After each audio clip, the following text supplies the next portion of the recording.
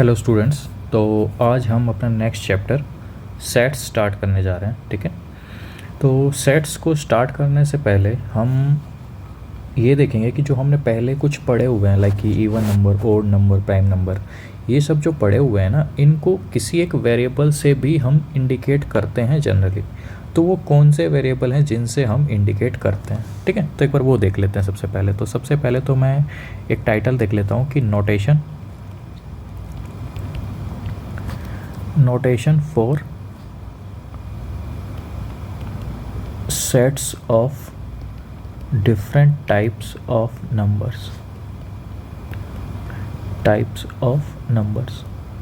Sir ये क्या कहना चाह रहे हैं आप? देखो, जैसे ना आपने इनिशियली लाइक कि 10th या 9th क्लास में भी आपने देखा होगा कि जनरली हम रेशनल नंबर्स को क्यू से इंडिकेट करते हैं। ठीक है, ये सुना होगा ना आप लोगों ने कि रेशनल नंबर्स को क्यू से इंडिकेट करते हैं। तो वैसे ही हम कुछ और यहाँ पे आपको बताने जा रहा हूँ कि कौन से नंबर्स को हम कौन से वेरिएबल से इंडिकेट करते हैं। जैसे पहला अगर मैं ले लूँ कि सेट ऑफ ऑल इंटीजर्स, अगर अपने पास होगा कि सेट ऑफ सारे इंटीजर्स अगर हैं तो उनको हम किस से इंडिकेट करेंगे। ठीक है, अगर सारे इंटीजर्स हैं तो उनको हम किस से इंडिकेट करेंगे। ठीक, वो देखना है अपने को। देखो, तो सेट्स ऑफ ऑल इंटीजर्स जो है वो दो तरीके हैं उसके। या तो हो सकता है कि आई से इंडिकेट किया गया हो, या हमने पीछे ही ट्रिग्नोमेट्री में देखा था कि हमने किस से इंडिकेट किया हो उसको, जेड से। ठीक है, तो दोनों ही चलेंगे। हो सकता है आई से भी इंडिकेट कर रखा हो सकता है जेड से भी इंडिकेट कर रहा हो। तो जनरली अगर अपन क्या लिखेंगे कि भाई अगर कोई नंबर होगा जो इंटीजर से बिलोंग करेगा, तो ये मैंने आपको पहले भी बताया था कि ये जो सिंबल होता है बिलोंग का होता है। ठीक है, बिलोंग्स टू, तो x बिलोंग्स टू z, इसका मतलब हो गया x कोई भी एक ऐसी वैल्यू है जो क्या है, इंटीजर। ठीक है, तो अगर अपने को कोई ये कहे कि क्या √2 बिलोंग्स टू z, मैं लिख सकता हूँ? नहीं लिख सकता, क्योंकि हमने पहले ही देखा हुआ है कि √2 जो है 9th क्लास में ही कि √2 इरेशनल नंबर होता है, इंटीजर नहीं होता। तो इसका मतलब ये जो बात है ये गलत है। तो क्या सर ये लिख सकता हूँ कि 1 बिलोंग्स टू z या 1 बिलोंग्स टू i, ये लिख सकता हूँ? 1 क्योंकि इंटीजर है तो लिख सकते हो आप। इसका मतलब पहले ही बता चुका हूँ कि बिलोंग्स टू। ठीक है, कि ये इसकी बिरादरी का है। ठीक है, 1 बिलोंग्स टू इंटीजर, ये भी चलेगा। ठीक है, तो ये है ये। अब देखो, जैसे हमने इंटीजर देखा, तो ऐसे और भी तो नंबर्स होते होंगे। बिल्कुल होते होंगे क्या, होते हैं। तो अब ये करली ब्रैकेट्स है। जनरली जो सेट है ना, सेट बेसिकली है क्या, एक घर के अंदर हमने ये मान लिया ये घर की क्या है, बाउंड्रीज हैं। ठीक है, और इसके अंदर जितने भी एलिमेंट्स तुम्हें रखने हैं या जितने भी बंदे तुम्हें रखने हैं, ये जीरो नहीं है, ये एलिमेंट्स हैं। ठीक है, कितने भी बंदे, जैसे ये घर के पप्पा हो गए, ठीक है, ये घर की मम्मी हो गई, ये घर का भाई हो गया, मम्मी भाई, इसी तरीके से एक बहन हो गई। ठीक है, तो एक घर है ये जिसकी बाउंड्रीज हैं ये वाली, और इसके अंदर हमने घर के सारे परिवार वालों को रख दिया। ठीक है, जितने भी लोग हैं घर में, तो यही क्या बन जाता है, एक सेट बन जाता है। ठीक है, तो सेट को लिखने का तरीका आपको लोगों को समझ आ गया होगा कि सबसे पहले घर की बाउंड्री लगानी है, बाउंड्री इसी शेप की होनी चाहिए। उसके बाद उसके अंदर जितने भी एलिमेंट्स हैं वो सारे रख दो, और वो सारे रख तो दोगे, अगर उनके बीच में एक थोड़ा सा सेपरेशन आप नहीं लगाओगे, सेपरेशन किससे लगाना है, कोमा से, तो वो एक जैसे ही लगेंगे। हो सकता है ना, क्योंकि भाई अगर मैं सेपरेशन नहीं लगाऊंगा तो 0 0 0 ऐसा कुछ लगेगा कि ये एक ही बंदा है बड़ा सारा। ठीक है, तो हमें उनको सेपरेट करना होगा ताकि हम ये बता सकें कि वो अलग अलग लोग हैं। ठीक है, आप लोगों को समझ आ गया होगा सेट का थोड़ा थोड़ा आइडिया कि सेट को लिखना कैसे है। ठीक है, चलो अब आगे वाला नंबर देखते हैं। इसको मैं रफ कर देता हूँ। देखो, तो मैं सबसे पहली बात सेट लिख रहा हूँ किसका, इंटीजर वैल्यूज़ का। तो इंटीजर वैल्यू सारी लिखनी पड़ेंगी मुझे, यस सर लिखनी पड़ेंगी। तो देखो, और ये सबसे पहले बाउंड्री लगा ली मैंने, लगा दी सर, बिल्कुल लगा दिया आपने। अब देखो, इंटीजर्स के अंदर तो माइनस भी होता है प्लस भी होता है, दोनों वैल्यूज़ आती हैं। बिल्कुल सर, तो मैं अब यहाँ पे ऐसे ही लिखता चलूँगा। एक तो 0 लिख दिया, उसके बाद मैंने प्लस का भी 1 लिख दिया और नीचे माइनस का भी 1 लगा दिया। ऐसे ही मैंने प्लस का 2 लिख दिया और माइनस का भी 2 लिख दिया। ऐसे ही +-3 +-4 ऐसे ही मैं चलता रहूँगा। कहाँ तक सर, कोई लिमिट ही नहीं है। ठीक है, क्योंकि इंटीजर्स तो बहुत सारे, infinite number of integers exist करते हैं। ठीक है सर, ऐसे ही अब अगर सेकंड वाला अगर मैं कंसिडर करूँ कि set of all natural numbers अगर लिख दूँ मैं यहाँ पे, नेचुरल नंबर्स अगर मैं लिख दूँ तो नेचुरल नंबर्स को किससे इंडिकेट करता हूँ सर, एन से इंडिकेट करता हूँ, ठीक है। तो नेचुरल नंबर्स होते कहाँ से शुरू हैं सर, 1 से, तो 1 2 3 4 5 ऐसे ही लिख देंगे अप टू इन्फिनिटी तक, ठीक है। समझ आ गया, नेचुरल नंबर्स को किससे इंडिकेट करते हैं, एन से। ऐसे ही थर्ड देख लो, जैसे नेचुरल नंबर है ऐसे ही होल नंबर भी होगा, बिल्कुल है sir, set of whole number, उसको हम इंडिकेट करते हैं डब्ल्यू से, जो कि स्टार्ट कहाँ से होता है सर, 0 1 2 3 4 5 ऐसे ही चलेंगे कहाँ तक, इन्फिनिटी तक, ठीक है सर। फोर्थ नंबर पे आ जाता है सर, ऐसे ही हमारे पास set of all positive integers भी होंगे जब नेगेटिव है तो, बिल्कुल सर। तो set of all positive integers. अब हम ऊपर ही देख चुके हैं कि सर आई से भी इंडिकेट करते हैं और जेड से भी इंडिकेट करते हैं, तो हम दोनों तरीके से लिख सकते हैं कि हम लिख सकते हैं कि आई प्लस और हम लिख सकते हैं जेड प्लस, ठीक है। तो सर मानना कौन सा है, पेपर में इन दोनों में से कोई भी लिखा आ सकता है, कुछ ऐसा फिक्स नहीं है, आप भी कोई भी यूज़ कर सकते हो।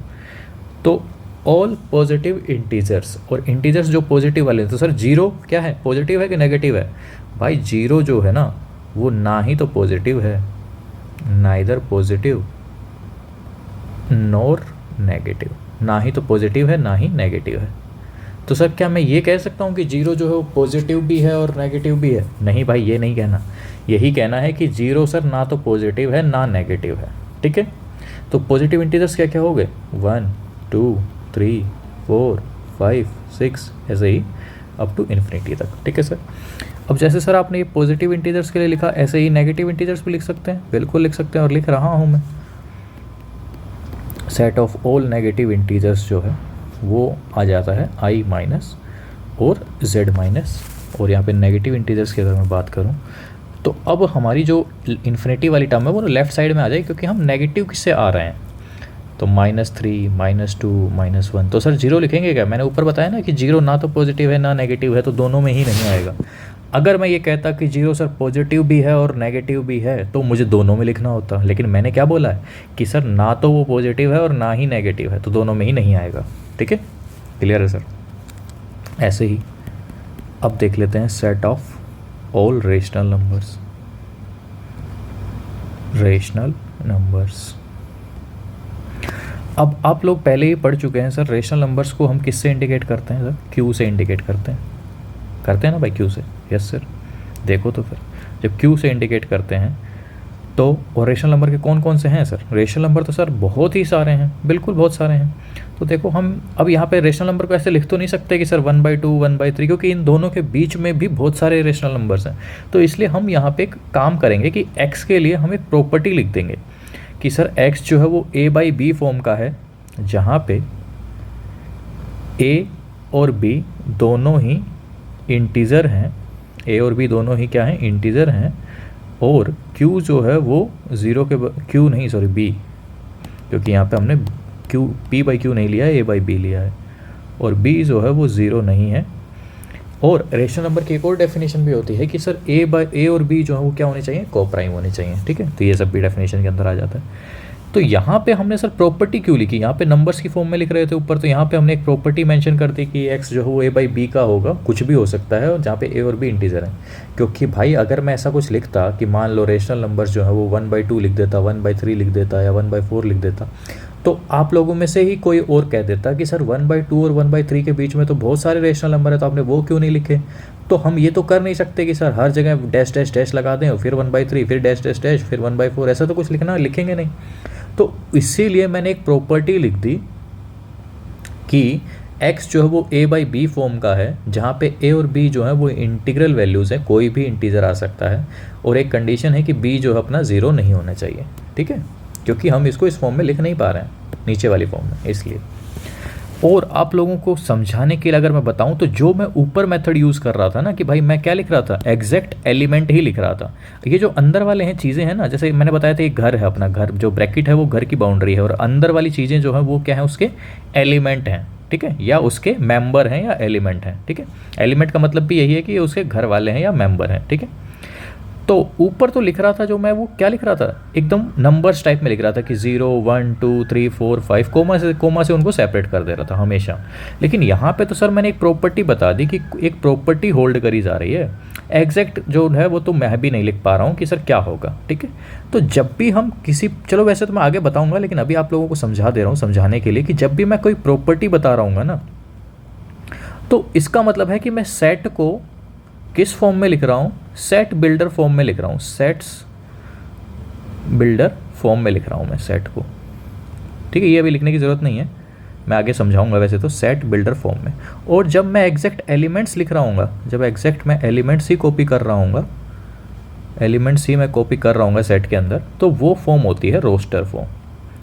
अब ये सर आप क्या बता रहे हैं, आगे समझाऊंगा, दिक्कत वाली कोई बात नहीं है। सेट्स को हम दो तरीके से रिप्रेजेंट करेंगे आगे जाके, जिसमें एक मेथड होगा सेट बिल्डर फॉर्म और एक मेथड होगा रोस्टर फॉर्म। तो ये जो ऊपर वाले जितने भी चले अपन ने यहाँ तक 5 तक, ये सब क्या है, रोस्टर फॉर्म है। और 6th वाला जो हमने एक प्रॉपर्टी लिख दी, क्योंकि यहाँ पे अपन ने जो है वो एलिमेंट्स वाले तो फॉर्म में नहीं लिखा, तो जो 6th वाला है वो है सेट बिल्डर फॉर्म, क्योंकि एक प्रॉपर्टी की फॉर्म में लिखा है अपन ने, ठीक है। अभी समझ आ गया हो तो अच्छी बात है, ना तो आगे तो हमें पढ़ना ही है ये, ठीक है। ठीक है सर, चलो अभी हमने 6 तक तो लिख लिया है, अब चलते हैं 7th पे, ठीक है। 7th देखो, 7th है अपने पास कि set of all real numbers, all real numbers. अगर रियल नंबर्स आ जाएंगे तो क्या करेंगे, तो भाई रियल नंबर्स को हमें आर से इंडिकेट करना है, ठीक है।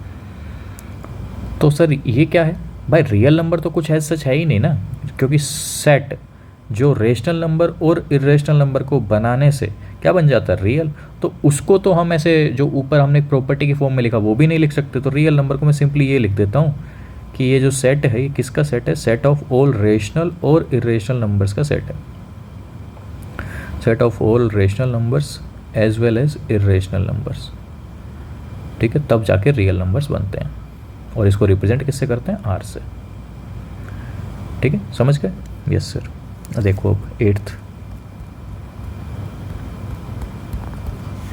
8th है कि अगर ऊपर तो अभी तक क्या चल रहा था अपने पास, रियल नंबर चल रहे थे, तो सर क्या कोई non set of all non zero real numbers को भी हम किसी तरीके से रिप्रेजेंट कर सकते हैं क्या, set of all non zero real numbers को भी हम कैसे रिप्रेजेंट कर सकते हैं क्या। देखो set of all non zero real numbers, तो नॉन जीरो रियल नंबर्स, सबसे पहली बात तो आर में रियल नंबर में से जीरो नहीं होना चाहिए, तो रियल नंबर में से हमने ज़ीरो हटा दिया, ठीक है। इसको इंडिकेट कैसे करते हैं सर, आर नॉट से इंडिकेट कर लेंगे, ठीक है। समझ गए, रियल नंबर में से हमने ज़ीरो घटा दिया, ठीक है। तो सर यहाँ तक कोई दिक्कत है आप लोगों को, नहीं सर कोई दिक्कत नहीं है। ऐसे ही जैसे अब रियल नंबर की बात करी थी, तो ऐसे सर कॉम्प्लेक्स नंबर भी होता होगा, बिल्कुल होता है, कॉम्प्लेक्स नंबर क्यों नहीं होता। तो set of all complex numbers, sir ये कॉम्प्लेक्स तो हम पहली बार ही सुन रहे हैं, ये आगे जाके एक चैप्टर भी है आप लोगों के 11वीं क्लास में, ठीक है। तो कोई ऐसा कुछ करने की ज़रूरत नहीं है, ठीक है। Set of all complex number, आगे आ जाके आप लोग अच्छे से देखेंगे, ठीक है, कि भाई कॉम्प्लेक्स नंबर होता क्या है, यहाँ पे क्या प्रोग्राम। इसी सेट में बहुत ही रेयर चांसेस हैं कि कॉम्प्लेक्स नंबर का कोई क्वेश्चन आएगा तो मैं आपको पहले सिखाऊंगा, उसके बाद ही आपको कॉम्प्लेक्स नंबर चलेंगे, ठीक है। तो देखो कॉम्प्लेक्स नंबर को सबसे पहली चीज़ तो इंडिकेट किससे करते हैं सर, कैपिटल से। ये सब कैपिटल वर्ड हैं, कोई स्मॉल मत सोच लेना, क्योंकि हो सकता है मेरे लिखने में कभी हो कुछ इधर उधर हो जाए, लेकिन आपको ये ध्यान रखना है कि सब स्मॉल नहीं है, सब कैपिटल है, ठीक है। तो set of all complex number, तो अब कॉम्प्लेक्स नंबर पे बात आ जाती है कि सर कॉम्प्लेक्स नंबर क्या होता है। तो देखो सबसे पहली चीज़ तो कॉम्प्लेक्स नंबर जो है वो इस फॉर्म का होता है, a प्लस आयोटा b, ठीक है। सर ये क्या लिख दिया आपने, a प्लस आयोटा b, ऐसा कुछ पढ़ा ही नहीं अभी तक। हाँ भाई, ये कॉम्प्लेक्स नंबर का रिप्रेजेंट करने का तरीका है कि कॉम्प्लेक्स नंबर जो है वो इस फॉर्म का होता है, 2 + 3 आयोटा, 3 + 4 आयोटा, या 1 + 2 आयोटा, इसी तरीके का रहेगा। तो सर क्या ये रियल नंबर है वो हमेशा इस वाले 3 से एक कम रहेगा कि नहीं, ऐसा कुछ नहीं है। 2 + 2 आयोटा भी हो सकता है, और 2 + आयोटा भी हो सकता है, कुछ भी हो सकता है, ठीक है। और हो सकता है सिर्फ आयोटा हो सकता है 1 हो सकता है 2। सर 1 2 तो रियल नंबर होता है ना भाई, 1 2 रियल भी होता है, और कॉम्प्लेक्स नंबर जो है ना, कॉम्प्लेक्स नंबर का ही एक पार्ट है real number, complex number supreme है, इससे नीचे रियल नंबर से नीचे फिर रेशनल और इरेशनल में बढ़ता है, ठीक है। तो जो रियल नंबर होता है वो कॉम्प्लेक्स भी होता ही है, ठीक है। तो जो रियल नंबर होता है वो कॉम्प्लेक्स होता ही है। तो सर जो कॉम्प्लेक्स होता है वो रियल होता है क्या? नहीं, वो ऐसा नहीं है। मैंने बोला जो रियल होता है वो कॉम्प्लेक्स भी होता है, ठीक है। अब देखो इसमें हम ए और बी जो है वो अपनी क्या रहेंगे, कोई भी रियल वैल्यूज़ रहेंगी। और सर यहाँ पे आई क्या है? सर आई का मतलब है यहाँ पे, वैसे तो आयोटा होता है लेकिन आई की जो वैल्यू होती है वो कितनी होती है? Square root of -1। Sir square root of -1 exist नहीं करता क्या? हाँ भाई, नेगेटिव नंबर के स्क्वायर रूट हम नहीं पढ़ते हैं, ठीक है। क्योंकि नेगेटिव नंबर का स्क्वायर रूट करने के लिए हमें आयोटा की हेल्प लगती है। हम अभी तक पॉजिटिव नंबर्स के ही स्क्वायर रूट्स निकालते हैं, ठीक है। तो जब अपने को कॉम्प्लेक्स नंबर का अगर इंडिकेट करना होगा तो सी से इंडिकेट कर देंगे, ठीक है। तो ये तो अब हमने सीख लिया कि डिफरेंट टाइप्स ऑफ नंबर्स को नोटेशन कि कैसे करते हैं, कौन सा वेरिएबल यूज़ करके हम उनको इंडिकेट करते हैं, ठीक है। अब चलते हैं सेट्स को स्टार्ट कर लेते हैं कि सेट्स होता क्या है, ठीक है। तो चलो सबसे पहले सेट्स देखो। सबसे पहले सेट्स को शुरू करने से पहले सबसे पहले तो हमें यही पता होना चाहिए सर सेट होता क्या है। तो इसकी डेफिनेशन से स्टार्ट करते हैं। देखो बेसिक डेफिनेशन जो हर कोई आपको सेट की पढ़ाएगा, क्योंकि यही डेफिनेशन होती है और इसी डेफिनेशन से अलग अलग लोग मीनिंग निकालते हैं, ठीक है, जो कि एनसीईआरटी में भी दी हुई है। तो डेफिनेशन सेट की सबसे पहले तो लिख लेते हैं, उसके बाद समझेंगे कि ये कहना क्या चाह रहा है। देखो एक सेट जो है, a set is a well defined collection of distinct objects, ठीक है। क्या लिखा मैंने? A set is a well defined collection of distinct objects. तो यहाँ पे सर नोट करने वाली जो बात है ना वो क्या है सर? ये जो वेल डिफाइंड मैंने लिखा है ना सर, यही सबसे इम्पोर्टेंट वर्ड है इस डेफिनेशन का। सर वेल डिफाइंड का मतलब तो क्या हुआ? वेल डिफाइंड का मतलब ही समझना ही कठिन है आप लोगों के लिए शायद, लेकिन मैं आपको एक ऐसी ट्रिक बताऊंगा जिससे आप लोगों को लगेगा कि सर ये तो बड़ा ही आसान है, इसमें क्या समझना कठिन है, क्योंकि वो ट्रिक मैं आपको बता रहा हूँ ना, इसलिए आपको लगेगा कि आसान है। देखो वेल डिफाइंड का मतलब क्या होता है। देखो आपके लिए मैं ना 3-4 वो लिखता हूँ एग्जाम्पल्स, आप लोगों को फिर उसी से समझाऊंगा मैं कि वेल डिफाइंड का मतलब क्या है, ठीक है। देखो सबसे पहला मैंने लिखा कि collection of all the books written by Shashi Tharoor, ठीक है। Collection of all the books written by Shashi Tharoor, ठीक है, फर्स्ट हो गया। आगे लिख रहा हूँ मैं कि collection of all the beautiful, क्या मान लें, चलो गर्ल्स लिख लेते हैं। अब आप लोग कहोगे सर आपने गर्ल्स की तारीफ कर दी तो बॉयज़ की, चलो ऑब्लिक में मैं हैंडसम बॉयज़ भी लिख देता हूँ, ठीक है। थर्ड चीज़, कलेक्शन ऑफ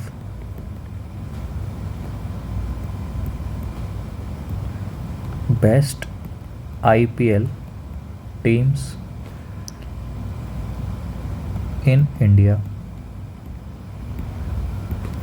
ठीक है। Fourth, collection of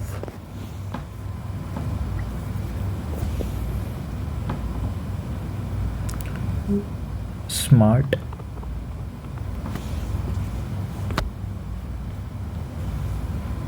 and intelligent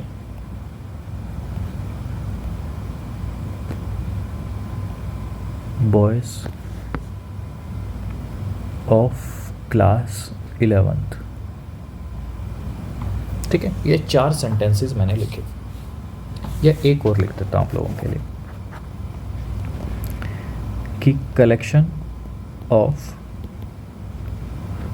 all the prime numbers, all the prime numbers, ठीक है। ये 5 सेंटेंसेस मैंने लिखे और अपने को चेक करना है कि इन पांचों में से कौन सा सेट है, कौन सा सेट नहीं है। ठीक है, देखो भाई, सबसे पहली चीज़ तो सबसे पहला सेंटेंस देखता हूँ मैं कि वेल डिफाइंड का मीनिंग बताने के लिए मैं आप लोगों को ये कह रहा हूँ। देखो, इसमें लिखा कि collection of all the books written by Shashi Tharoor. ठीक है, मतलब शशि थरूर ने कुछ बुक्स लिखी होंगी, उन सारी बुक्स का कलेक्शन हमें एक जगह लेके आ जाना है। ठीक है, अब मैं मान लो कि एक अपने पास राम है और एक अपने पास श्याम है। ठीक है, मैंने राम को भेजा कि भाई राम, तुम शशि थरूर की सारी बुक लेके आ जाओ और यहाँ रख दो।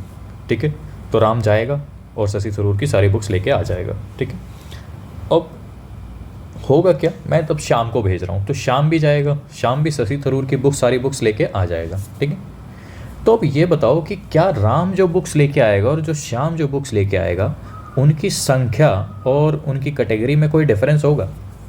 क्योंकि हमें ये नहीं सोचना है कि सर लाइब्रेरी बंद होगी या दुकान बंद होगी, वो लेके नहीं आ पाया होगा, ये सब नहीं सोचना है, फालतू चीज़ें नहीं सोचनी है। मैंने जो बोला वो क्या बोला है कि शशि थरूर की सारी बुक्स लेके आनी है, दोनों को सेम ही इंस्ट्रक्शन दी है और अपने पास सारी चीज़ें अवेलेबल रहेंगी। ठीक है, ये नहीं कहना है कि सर उसकी एक बुक खत्म हो गई होगी, वो नहीं लेके आया होगा, ऐसा कुछ नहीं सोचना है। ठीक है, दोनों के लिए सेम कंडीशन रखनी है। तो अब देखो, जब राम गया तो वो शशि थरूर की सारी बुक ले आया होगा और श्याम गया वो भी शशि थरूर की सारी बुक्स ले आया होगा। तो दोनों ही केस में उसका जो आंसर रहेगा, तो बुक्स जो लेके आए होंगे वो सेम ही तो बुक्स लेके आए होंगे। जब भी कोई डिफरेंट पर्सन किसी स्टेटमेंट का आंसर सेम देंगे, जब भी कोई दो डिफरेंट पर्सन किसी स्टेटमेंट का आंसर सेम देंगे, इसका मतलब वो सेट होगा और यही होता है well defined. Yes, because it is well defined. ठीक है, वेल डिफाइंड का मतलब हमें यही दिमाग में रखना है कि सर हमें दो बच्चों से सवाल पूछने हैं और अगर दोनों के उत्तर सेम आएंगे हमेशा, तो हम कहेंगे कि यस वो सेट होगा, और अगर उत्तर अलग आएगा तो हम कहेंगे कि उत्तर वो सेट नहीं होगा। ठीक है, अगर उनका आंसर अलग आएगा तो वो सेट नहीं होगा, और यही मीनिंग है वेल डिफाइंड का। तो अगर आंसर सेम आए तो वो वेल डिफाइंड है, अगर आंसर डिफरेंट आए तो वो वेल डिफाइंड नहीं है। ठीक है, अब चलते हैं सेकंड पे। देखो, सेकंड में मैंने ये बोला कि collection of all the beautiful girls and handsome boys. ठीक है, all the beautiful girls and handsome boys, सबसे पहली चीज़ तो अब लड़के लोग या लड़कियों लोगों में ही हम आपस में बात करें कि भाई हो सकता है कि एक लड़के को एक लड़की पसंद आ गई तो उसकी नज़र में वो ब्यूटीफुल होगी।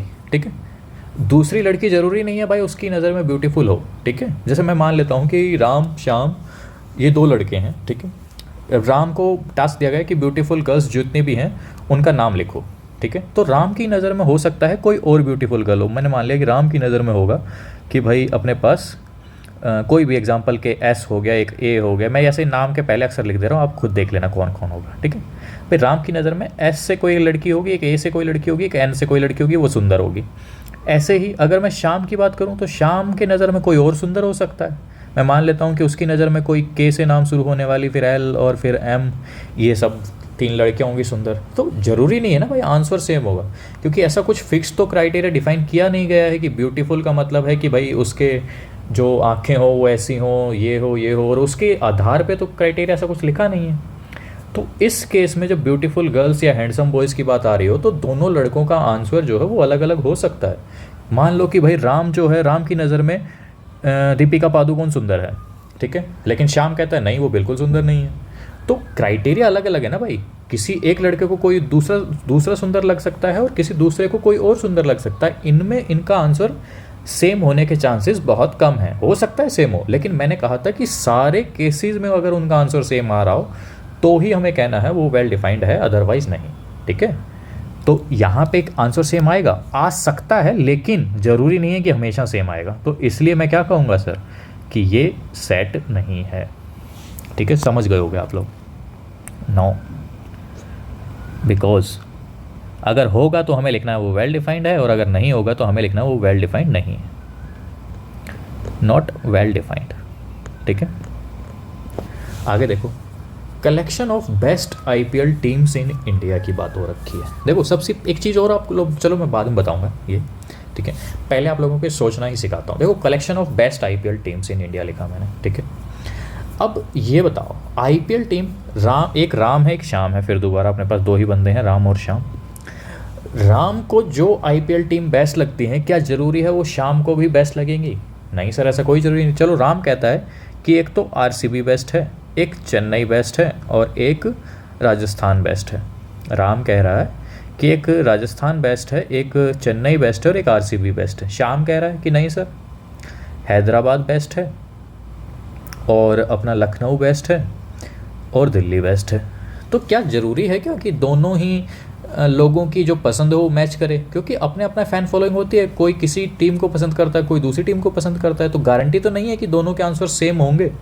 यस सर, बिल्कुल सही कह रहे हैं। तो जब दोनों के आंसर सेम नहीं हैं, नहीं ज़रूरी नहीं है कि ऐसा आंसर सेम होंगे, तो हम क्या कहेंगे ये सेट होगा? नहीं सर, मना कर देंगे साफ साफ कि ये सेट नहीं होगा। बिल्कुल, तो वही आंसर है no, because it is not well defined. समझ आ गया? बिल्कुल सर।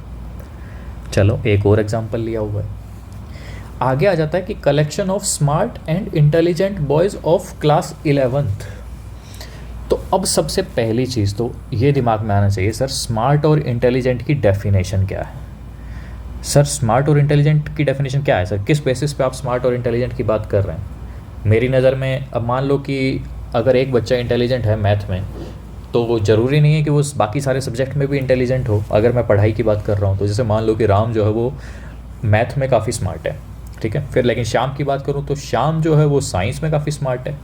तो ज़रूरी नहीं है ना भाई कि collection of smart and intelligent boys answer same आए, ठीक है। अब मैथ वाले टीचर को राम अच्छा लगेगा, श्याम और जो साइंस वाले टीचर को वो शाम को इंटेलिजेंट कहेगा, तो आंसर ज़रूरी नहीं है ना भाई कि सेम आएगा, क्योंकि स्मार्ट एंड इंटेलिजेंट की कोई डेफिनेशन या कोई क्राइटेरिया मेंशन नहीं किया गया है इसमें, ठीक है। तो इसीलिए मैं कहूँगा कि सर ये भी जो है ये वेल डिफाइंड नहीं है, it is not well defined, ठीक है सर, समझ गया मैं। आगे देखो, collection of all the prime numbers. Sir जितने भी प्राइम नंबर्स है उनका कलेक्शन। तो देखो राम को टास्क दिया गया है कि सारे प्राइम नंबर लिखो, तो राम क्या करेगा? राम करेगा सर कि प्राइम नंबर लिखना चालू करेगा, 2 3 5 7, ठीक है, ये सब लिख देगा वो। यस सर, लिख देगा स्ट्रांग। ऐसे ही अब ये टास्क दिया गया सर, शाम को भी दिया गया, शाम को भी बोला गया कि तू सारे प्राइम नंबर लिख दे, 2 3 5 7 उसने भी लिख दिया, ऐसे ही चालू कर दिया। तो क्या दोनों का आंसर सेम रहेगा? बिल्कुल सर। लेकिन सर हो सकता है राम को नॉलेज ही ना हो प्राइम नंबर होता क्या। अरे ये फालतू चीज़ें की बात नहीं करनी, मैंने पहले ही बताया था कि हमें ये मानना है कि जो जितनी नॉलेज राम को है उतनी ही नॉलेज श्याम के पास है, ठीक है। तो राम ने ये लिखा, श्याम ने ये लिखा, तो दोनों ही सर आंसर तो सेम ही लिखेंगे जब नॉलेज सेम है तो। बिल्कुल, तो जब दोनों आंसर सेम ही लिखेंगे तो इस केस के लिए हम क्या कह देंगे कि यस सर, जब दोनों का आंसर सेम है तो सेट यहाँ पे डिफाइंड है, ठीक है।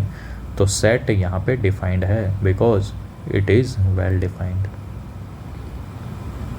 समझ आ गया आपको वेल डिफाइंड का मतलब? Yes sir. सर कोई और भी तरीका है क्या ये वेल डिफाइंड पहचानने का? देखो सबसे बेस्ट तो यही है, ये कभी फेल नहीं होगा, ठीक है। अब आप लोगों को एक इंग्लिश में आप लोगों ने ना एडजेक्टिव पढ़े होंगे कि जो विशेषता बताते हैं किसी का तो उनको एडजेक्टिव बोलते हैं, ठीक है। तो यहाँ पे देखो ये ब्यूटीफुल, ये गर्ल्स को एकदम स्पेशलाइजेशन दे रहा है उनकी कि ब्यूटीफुल, उनके एडवाइस वो कर रहा है, क्या कहते हैं, एडजेक्टिव है ये गर्ल्स के लिए, ठीक है। ऐसे ही यहाँ पे बेस्ट एडजेक्टिव है, ऐसे ही यहाँ पे स्मार्ट और इंटेलिजेंट एडजेक्टिव है। तो एक तरीके से ये हो गया कि अगर किसी स्टेटमेंट के अंदर अपने को एडजेक्टिव मिल जाएं, अगर किसी ये, लेकिन क्या सर ये हमेशा वैलिड है? नहीं, हमेशा तो वैलिड नहीं है, लेकिन मोस्टली 99% केस में वैलिड रहेगा, ठीक है। कि अगर किसी स्टेटमेंट में एडजेक्टिव मिल जाएगा तो वो जो सेट है वो वेल डिफाइंड नहीं होगा, या मैं कहूँगा कि वो सेट ही नहीं होगा, ठीक है। मैं क्या कहूँगा, जो वो कलेक्शन जो है वो वेल डिफाइंड नहीं होगा, वो कलेक्शन जो है वो सेट नहीं कहलाएगा, ठीक है। आप लोगों को समझ आ गया कि जहाँ पे एडजेक्टिव अपने को दिख गया तो हम कहेंगे वो सेट नहीं है, ठीक है, वो वेल डिफाइंड नहीं है, ठीक है। करेक्ट है यहाँ तक? चलो आगे चलते हैं। अब देखो ये तो मैंने एग्जाम्पल दे दिया आप लोगों को सेट के। अब हम देखते हैं कि सर सेट को हम इंडिकेट कैसे करते हैं। देखो सबसे पहली चीज़ जो है, सेट्स को हम generally, sets are usually represented by, sets are usually represented by capital A, capital B, सी, ऐसे ही जो कैपिटल जितने भी हैं, एक्स हो गया, वाई हो गया, इनसे जनरली रिप्रेजेंट, यूजुअली लिखा है मैंने कि जनरली हम इन्हीं से रिप्रेजेंट करेंगे। लेकिन सर क्या ज़रूरी है इन्हीं से रिप्रेजेंट करना? ऐसा कुछ नहीं है, लेकिन हम ट्राई करेंगे कि हमेशा हम कैपिटल लेटर्स से ही इनको रिप्रेजेंट करें। ठीक है, हमें क्या ध्यान रखना है कि हम इनको जनरली कैपिटल लेटर से ही रिप्रेजेंट करें।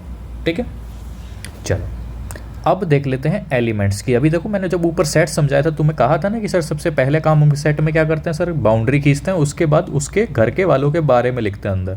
तो ये जो मैंने बताया था कि ये जो घर वाले हैं अंदर, इनको हम क्या कहते हैं सर, ऑब्जेक्ट कहते हैं या एलिमेंट कहते हैं? इनको हम क्या कहते हैं, ऑब्जेक्ट कहते हैं या एलिमेंट कहते हैं? तो अब एलिमेंट्स की ही बात करेंगे हम। ठीक है, तो देखो elements of the set next topic है अपना। एलिमेंट्स, मैंने तो डेफिनेशन तो बता दी है, हाँ ठीक है। अब एलिमेंट्स ऑफ द सेट,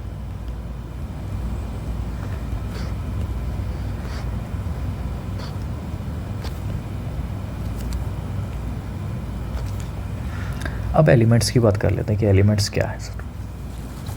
तो देखो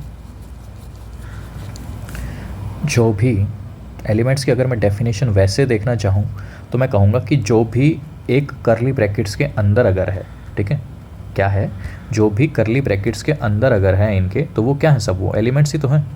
समझ आ रहा है आप लोगों को कि मैंने अभी क्या बताया था आप लोगों को कि ये जो करली ब्रैकेट्स थी, इनके अंदर जितने भी हमने लिखे थे वो सब क्या थे, एलिमेंट्स थे।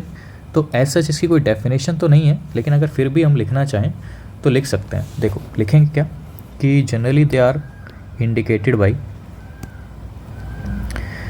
generally they are denoted by small letters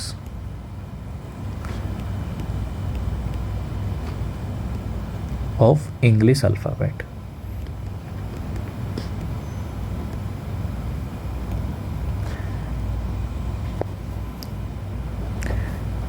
तो सिर्फ क्या यही केवल होगा? नहीं, नंबर्स भी हो सकते हैं, and numbers too. Generally they are denoted by small letters of English alphabet and also numbers भी, एंड ऑल्सो नंबर्स टू। ठीक है, जैसे एक एग्ज़ाम्पल के तौर पे मैंने लिखा, एग्ज़ाम्पल लिख रहा हूँ मैं कि हमारे पास एक सेट ए है। अब ये कैपिटल लिखा है मैंने, तो कैपिटल का मतलब मैंने बताया था कि हम जनरली सेट को रिप्रेजेंट करते हैं इन कैपिटल लेटर्स। तो मैं कह रहा हूँ कि सेट ए है अपने पास, जिसके अंदर एलिमेंट्स हैं 1 2 3 4 5। ठीक है, मैंने क्या लिखा, जिसके अंदर एलिमेंट्स हैं 1 2 3 4 5। करेक्ट है यहाँ तक? Yes sir. तो अब देखो, जब एलिमेंट्स हो गए 1 2 3 4 5, तो हमें अगर कोई ये कहे कि, तो एलिमेंट्स तो समझ आ गया कि एलिमेंट्स क्या हैं, 1 2 3 4 5 है। ठीक है, या इसको मैं अगर ऐसा भी कोई कह दे कि sir A B C D, तो ये भी क्या है, सेट ही है। ये दूसरा सेट हो गया ये। ठीक है, इसका भी नाम ए लिख दिया, चलो हम इसका नाम बी कर देते हैं। ठीक है, अब देखो अगर कोई अपने से ये कहे कि सर आप चेक करके बताओ, कि चेक करो कि क्या 6 इसके अंदर आता है, फिर कोई कहेगा कि चलो सर 6 ना सही तो 4 चेक कर दो। फिर अपने से कोई कहेगा कि सर ए जो है क्या वो ए के अंदर आ रहा है? नहीं। फिर अपने को कोई कहेगा सर 4 क्या बी के अंदर आ रहा है? फिर कोई कहेगा कि सर 5 जो है वो ए के अंदर आ रहा है। तो देखो अभी मैं आप लोगों को पहले ही क्लियर कर चुका हूँ, फिर दोबारा बता दे रहा हूँ कि ये जो मीनिंग है ये किसका है, ये है सर बिलोंग्स टू का। बिलोंग्स टू का मतलब क्या है कि इस पूरी स्टेटमेंट का मीनिंग चेक करो अब क्या है। इसका मतलब हुआ सर 6 बिलोंग्स टू ए। यहाँ पे ए क्या है, set A. 6 belongs to set A, इसका मतलब ये हुआ कि हमें ये कह रहा है कि सेट ए के अंदर 6 है, ये चेक करना है। तो आप लोग अब ये देखो कि सेट ए के अंदर 6 है या नहीं। तो सर सेट ए ये था, इसके अंदर तो सर 1 2 3 4 5 है, 6 तो है ही नहीं। जब 6 नहीं है तो इसका मतलब ये स्टेटमेंट गलत है अपनी। ठीक है, समझ आ गया? बिल्कुल सर। इस वाली स्टेटमेंट को देख लेते हैं। ये वाली स्टेटमेंट क्या कहना चाह रहा है सर? ये कहना चाह रहा है सर 4 बिलोंग्स टू ए, 4 जो है वो ए में है। चेक करो 1 2 3 से यस सर 4 दिख रहा है, बिल्कुल, तो ये सही है। ओके सर, आगे देखो सर, आगे कह रहा है कि सर ए जो है स्मॉल ए, ये सेट ए के अंदर है। ये कहना चाह रहा है कि sir A belongs to set A. अब देखो कि सर ये सेट ए था, इसके अंदर कहीं स्मॉल ए है?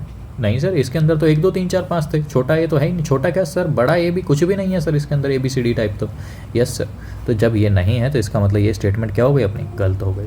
ठीक है, ऐसे ही अब 4 बिलोंग्स टू बी, सर यहाँ सेट बी की बात करने लग गए अचानक से ये, बिल्कुल, तो सेट बी को देखो, इसका मतलब हुआ कि 4 belongs to set B, 4 belongs to set B. अब बी को देखो सर, बी तो ये रहा, और बी सेट में सर है क्या अपने पास? बी सेट में sir A B C D हैं, 1 2 3 4 5 तो है ही नहीं। तो सर 4 बिलोंग्स टू बी तो गलत हो गया ना भाई, क्योंकि बी सेट के लिए तो अपने को ए बी सी डी चाहिए। ठीक है सर, अब देखो 5 बिलोंग्स टू ए, 5 क्या ए में है? 5 बिलोंग्स टू ए। अब ए सेट को चेक करो, क्या वहाँ पे 5 है? यस सर 5 दिख रहा है मुझे। जब 5 दिख रहा है तो इसका मतलब ये सही है। ठीक है, अपने को यही चेक करने थे कि इन सारों में कौन सही है कौन गलत है। ठीक है, तो मैंने ये चेक करके आप लोगों को दिखा दिया, आप लोग समझ भी गए होंगे कि क्या मतलब होता है। ठीक है, और अब मैं आप लोगों को ये लिख के दिखा देता हूँ कि अगर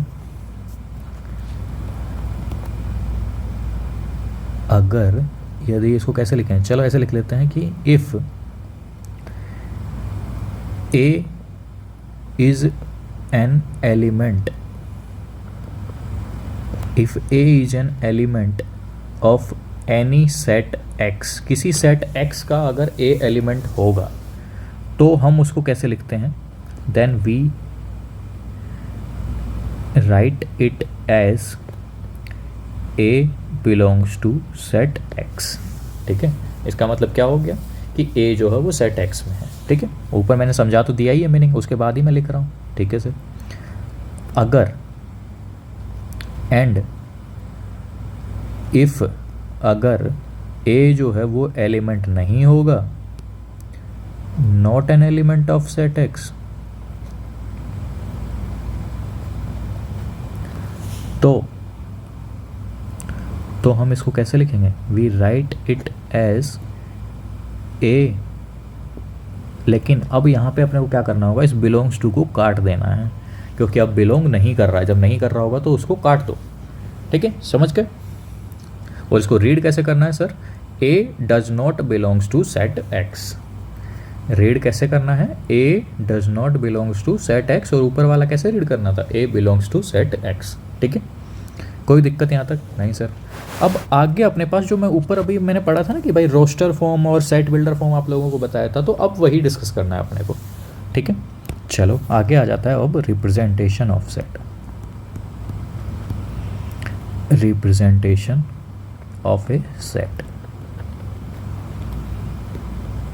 ठीक है, रिप्रेजेंटेशन ऑफ सेट अब 2 तरीके से हो सकती है, रोस्टर फॉर्म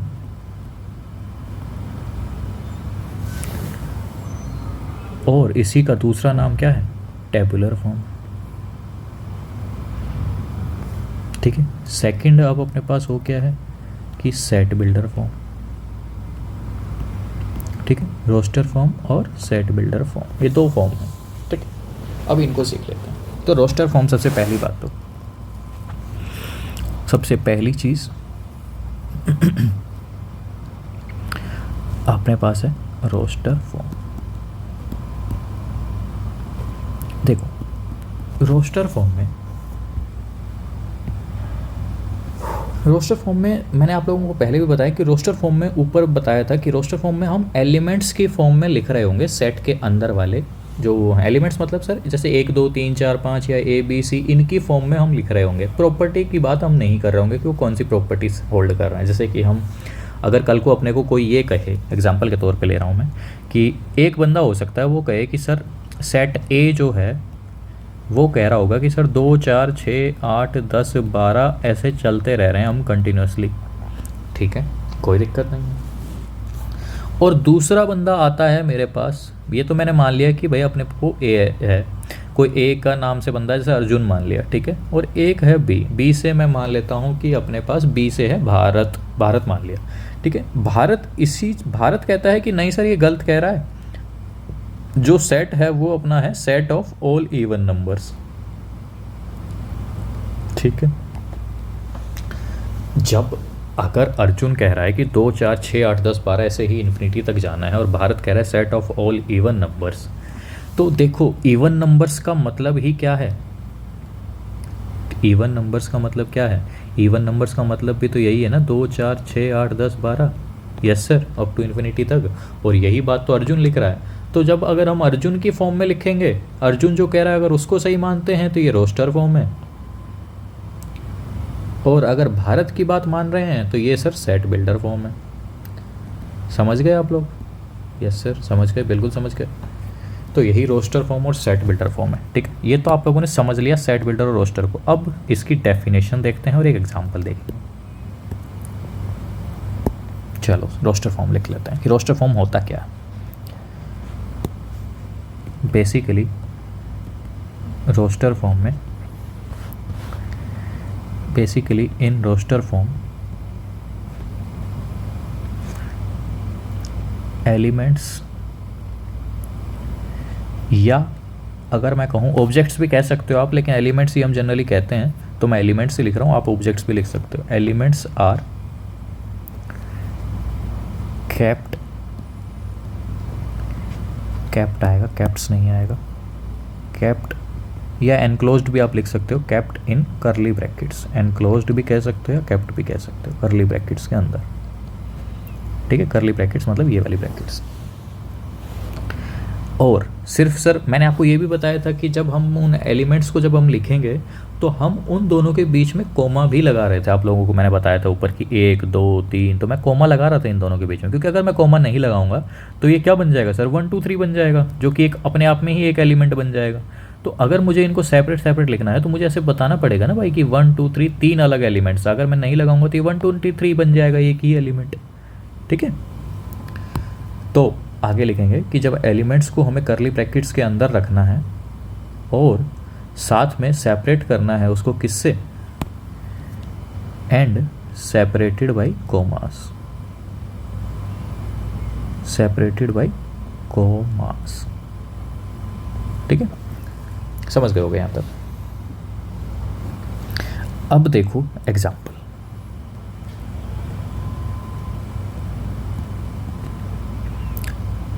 एग्जाम्पल के तौर पे मैं मान लेता हूँ कि सेट एक्स है अपने पास, जिसमें ए ई आई ओ यू है,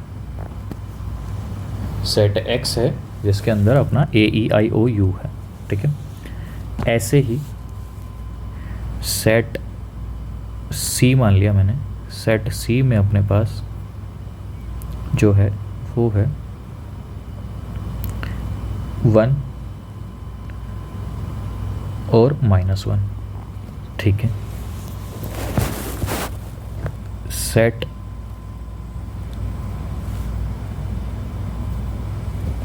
की, और चलो ये तो आप लोग यहाँ तक तो समझ गए, ठीक है, कि क्योंकि यहाँ पे मैं सिर्फ एलिमेंट्स लिख रहा हूँ दोनों ही केस में, तो ये रोस्टर फॉर्म है ही, ठीक है। ये भी रोस्टर फॉर्म है, ये भी रोस्टर फॉर्म है। अगर मान लो कल को कोई आपको ऐसे लिख के दे कि set of all the prime numbers, prime numbers, set of all the prime numbers less than 20, set of all the prime numbers less than 20, ये लिख दिया। और अगर आपको इसको रोस्टर फॉर्म में लिखना है तो आप कैसे लिखोगे, तो सर इसको रोस्टर फॉर्म में ऐसे लिखूंगा मैं कि सेट बी लिखा, मान लिया कि कोई सेट बी से मैं इसको लिख रहा हूँ और प्राइम नंबर्स लेस देन 20, तो सबसे पहला प्राइम नंबर 2 होता है, फिर 3 होता है, फिर 5 होता है, फिर 7 और फिर 11, फिर 13 और फिर 17 और फिर 19, तो सर ये प्राइम नंबर्स हो गए। तो ये जो फॉर्म है नीचे वाली, यही क्या है, रोस्टर फॉर्म है। देखो मैंने करली ब्रैकेट्स यूज़ करी, एलिमेंट्स जो लिखे उनको सेपरेट कर दिया कोमा से, और ऊपर भी यही चल रहा है, ठीक है। समझ गए आप लोग? यस सर, कोई दिक्कत यहाँ तक? नहीं सर कोई दिक्कत नहीं है। चलो ये तो था अपना रोस्टर फॉर्म। अब आगे आ जाती है अपने पास सेट बिल्डर फॉर्म, ठीक है। तो सेट बिल्डर फॉर्म को देख लेते हैं। Set builder form. देखो मैंने बताया था कि रोस्टर फॉर्म में हम एलिमेंट्स लिखते हैं और सेट बिल्डर फॉर्म में हम वो प्रॉपर्टी लिखते हैं जो कि एलिमेंट्स पजेस कर रहे होंगे। ठीक है, हम वो प्रॉपर्टी लिखते हैं जो एलिमेंट्स पजेस कर रहे होंगे। ठीक है, तो हम ये लिखते हैं कि इन सेट बिल्डर फॉर्म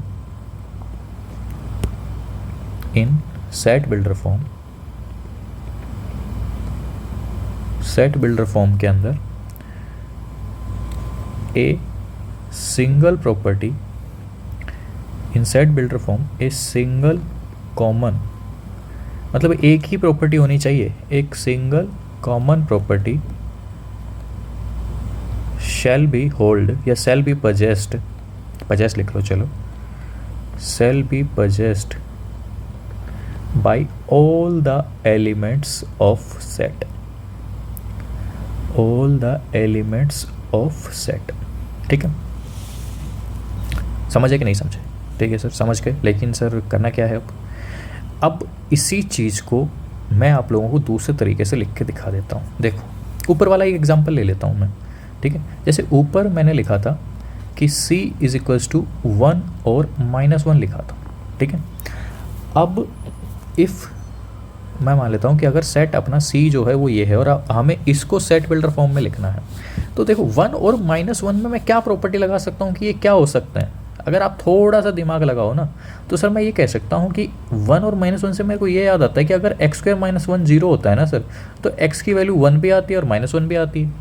तो सर मैं कुछ ऐसी प्रॉपर्टी लगा सकता हूँ कि x जो है वो रूट्स होंगे इसके, तो एक प्रॉपर्टी भी होल्ड हो गई और क्या कहते हैं अपना जो सेट बिल्डर फॉर्म वाला काम भी चल गया। हाँ, तो यही लगा सकते हैं भाई यहाँ पे, तो लगाओ यही चीज़। देखो अब इसको लिखना कैसे है वो सिखाता हूँ मैं आपको, सेट बिल्डर फॉर्म में लिखते कैसे हैं। तो हम इसको लिखेंगे कैसे कि जो अपना सेट C है वो है इस तरीके से कि x, अब यहाँ पे एक दो होंगे, या तो देखो मैं आपको लोगों को यहाँ लिख देता हूँ कि दो तरीके हैं, या तो ये या ये एक सीधी स्ट्रेट लाइन है। इन दोनों का ही मतलब होता है सच दैट, इन दोनों का ही मतलब क्या होता है, ये सीधी स्ट्रेट लाइन है भाई। ठीक है, ये सीधी स्ट्रेट लाइन है, ये स्ट्रेट लाइन दोबारा मैं लिख देता हूँ, सीधी स्ट्रेट लाइन है। ठीक है, दोनों का ही मतलब क्या है, सच that x is a element, x such that, ठीक है, x सच दैट x² - 1। देखो मैं क्या लिख रहा हूँ, मैं सबसे पहले तो ये कह देता हूँ, चलो पहले मैं ये बता देता हूँ कि x है क्या। तो x belongs to real number है। ठीक है, पहले मैंने लिखा x such that x belongs to real number, कि x एक रियल नंबर है। अब रियल नंबर के साथ साथ वो कौन सी प्रॉपर्टी होल्ड कर रहा है ये बताओ। ये होगी प्रॉपर्टी कि x² - 1 इज इक्वल्स टू 0। ख़त्म बात। अब अगर अपने से कोई ये कहेगा सर इससे क्या पता चला, तो देखो सबसे पहला अब काम रहेगा अपना कि लास्ट से शुरू करेंगे कि x² - 1 इज इक्वल्स टू 0 तो हमने सॉल्व करना है। तो x इक्वल्स टू 1 आ गया और -1 आ गया। अब इससे पहले वाले स्टेप पे आओ कि x बिलोंग्स टू रियल होना चाहिए, तो दोनों ही वैल्यू रियल है, तो दोनों ही वैल्यू रियल है, तो डायरेक्ट इन सेट को ऐसा लिख सकते हैं। ठीक है, और यही ऊपर लिखा हुआ था, तो हमने उसको सेट बिल्डर फॉर्म में लिख दिया। समझे कि नहीं समझे? ये हो गई अपनी सेट बिल्डर फॉर्म, ये हो गई अपनी सेट बिल्डर फॉर्म। ठीक है, ऐसे ही अगर मैं ऊपर वाले की बात करूंगा x वाले की, तो x वाले को आप ध्यान से देखो भाई, क्या है ये A-E-I-O-U, क्या है ये? तो ये भाई वोवल्स हैं इंग्लिश अल्फ़ाबेट के। तो यहाँ पे मैं क्या लिखूंगा कि x belongs to vowels of English alphabet. तो जैसे ही अगर मैं ये लिखूंगा तो आप लोग समझ जाओगे कि ये क्या है, A-E-I-O-U। तो इसको भी हम सेट बिल्डर फॉर्म में आराम से लिख सकते हैं। ठीक है, एक और एग्जांपल ले लूँ अगर आप चाहो तो, और ना चाहो तो भी आप समझ तो गए ही हैं। यस सर समझ गए। चलो सर एक और एग्जांपल ले लीजिए ताकि हमें थोड़ा सा और क्लियर हो जाए। तो चलो एक और ले लेते हैं एग्जांपल। देखो मैं मान लेता हूँ कि और मैंने क्या क्या लिया था, ऊपर प्राइम नंबर्स लिए थे ना। हाँ, तो एक तरीके से इसको उल्टा रिवर्स भी कर सकते हैं, लेकिन चलो आप लोगों के लिए मैं एक और एग्जांपल ले लेता हूँ। लेट अस से कि डी सेट ले लिया मैंने। If D is equals to set D है अपने पास, और वहाँ पे क्या लिखा हुआ है मैंने कि 4, 8, 12, 16, 20, इस तरीके से मेरे पास सेट डी है। ठीक है, अब मुझे इसको रिप्रेजेंट करना है सेट बिल्डर फॉर्म में। ऊपर वाली फॉर्म तो कौन सी है सर, रोस्टर फॉर्म, ठीक है, क्योंकि नंबर्स लिखे हुए हैं। अब मुझे इसको सेट बिल्डर फॉर्म में रिप्रेजेंट करना है, तो दो तरीके हैं, एक ही तरीका है सॉरी, दो तरीके आप बनाना चाहो तो बना सकते हो, वैसा वैसा कुछ नहीं है, ठीक है। आपके पास अगर हो तो आप दूसरा मेथड भी लगा सकते हो। तो देखो d इज इक्वल्स टू क्या बन गया कि x जो है वो एक एलिमेंट है इस तरीके से, इसका मतलब, या मैं यहाँ पे आपको स्ट्रेट लाइन भी यूज़ करके दिखा देता हूँ ताकि आप दोनों लोगों को पता चल जाए कि ये भी सच दैट होता है और ये भी सच दैट होता है, ठीक है। तो x such that x belongs to natural number. लेकिन अब यहाँ पे कंडीशन, दो कंडीशन आ सकती हैं। देखो मैंने पहले बोल दिया कि x जो है वो नेचुरल नंबर होगा, ठीक है सर। अब क्योंकि मुझे कहाँ तक जाना है, अब सर एक काम तो ये कर सकता हूँ कि मैं प्रॉपर्टी भी लिख दो सर। और एक काम मैं ये कर देता हूँ कि सर मैंने देखो प्रॉपर्टी तो लिख दी कि x जो है वो किसके बराबर है, 4n के बराबर है, ठीक है। मैंने ये तो लिख दिया सर कि x जो है वो किसके बराबर है, 4n के बराबर है। अब 4n तो सर, और ये भी लिखा है नहीं, अच्छा यहाँ पे मैंने x बिलोंग्स टू 4n लिखा, और अच्छा मुझे ये चेंज करना पड़ेगा कि यहाँ पे x बिलोंग्स टू n नहीं होगा, क्या होगा, n बिलोंग्स टू n होगा, ठीक है। क्योंकि n वेरी कराना है ना भाई, 1 2 3 4 5, x तो अपने को पता ही है। देखो यहाँ पे एक थोड़ा सा चेंज करना पड़ेगा अपने को। देखो x such that x is equals to 4n, और यहाँ पे n जो है वो अपना नेचुरल नंबर होगा, क्योंकि नेचुरल नंबर तो, लेकिन सर अब रुकेंगे कहाँ पे, ये तो लिखा ही नहीं है, क्योंकि 1 2 3 4 5 से शुरू करूँगा तो ऐसे बहुत सारे हो गए, क्योंकि 1 रखा तो 4 आ गया, 2 रखा तो 8 आ गया, 3 रखा तो 12, 4 रखा तो 16, 5 रखा तो 20, ऐसे ही सर बहुत सारे आ जाएंगे, आगे भी चलेगा कंटिन्यूसली। इसीलिए मेरे को एक और प्रॉपर्टी ऐड कर देनी होगी कि सर जो n है वो लेस देन 6 लिख दिया मैंने। क्या लिख दिया कि n जो वो नेचुरल नंबर होना चाहिए और 6 से छोटा होना चाहिए, ये भी लिख दिया। सर आप ये भी तो लिख सकते थे कि n जो है वो 5 या 5 के बराबर होना चाहिए, वो भी लिख सकते थे, लेकिन मैंने क्या लिखा, n लेस देन 6। तो सर क्या ये नहीं लिख सकते थे n less than equal to 5? भाई ये भी लिख सकते हैं, ये भी लिख सकते हैं, दोनों ही चलेंगे। ये लिखने से क्या फ़ायदा होगा सर, मेरे को इक्वल टू सिंबल नहीं लगाना पड़ा बस। सर तो यहाँ पे 6 इंक्लूड नहीं होगा क्या? नहीं होगा, ऑब्वियस सी बात है, क्योंकि मैंने लिखा है ना कि n नेचुरल नंबर है, 6 से छोटा नेचुरल नंबर 5 ही होता है, ठीक है। तो ये भी सही है, ये भी सही है, आप दोनों लिख सकते हो। तो सर n नेचुरल नंबर है, इसका मतलब 1 से स्टार्ट होगा, 6 से छोटा होना चाहिए, मतलब 5 तक जा सकता है, तो 1 2 3 4 5 ही आ सकता है, और यही वैल्यूज़ ऊपर लिखी हुई हैं। तो ये सर प्रॉपर्टी हो गई कि नहीं हो गई कि x जो है वो क्या है अपना 4n है। तो आप लोग ये मत सोचना कि प्रॉपर्टी का मतलब है कि मेरे को एक इंग्लिश लाइन ही लिखनी है, ठीक है, कि जैसे कि set of all the even numbers, इस तरीके की इंग्लिश लाइन ही मतलब नहीं होती है प्रॉपर्टी का मतलब। प्रॉपर्टी का मतलब कोई भी एक हमें इस फॉर्म में भी लिखना चल सकता है। समझ गए आप लोग set builder form? Yes sir, set builder form भी क्लियर हो गया है, ठीक है। चलो अब सेट बिल्डर फॉर्म कंप्लीट। अब इसके आगे हम नोटेशन हम पहले ही देख चुके हैं, अब अपने पास आएंगे कि डिफरेंट टाइप्स ऑफ सेट्स कौन कौन से होते हैं, ठीक है। तो अब डिफरेंट टाइप्स ऑफ सेट्स हम नेक्स्ट लेक्चर में देखेंगे और ट्राई करेंगे ज़्यादा से ज़्यादा थ्योरी कवर करने का नेक्स्ट लेक्चर में, ठीक है। आज क्योंकि स्टार्टिंग हमने की थी स्टेट्स की, तो इसीलिए मैंने ज़्यादा फास्ट नहीं पढ़ाया है, ठीक है। तो नेक्स्ट लेक्चर से हम डिफरेंट टाइप्स ऑफ सेट्स शुरू करेंगे, ठीक है। तब तक के लिए थैंक यू।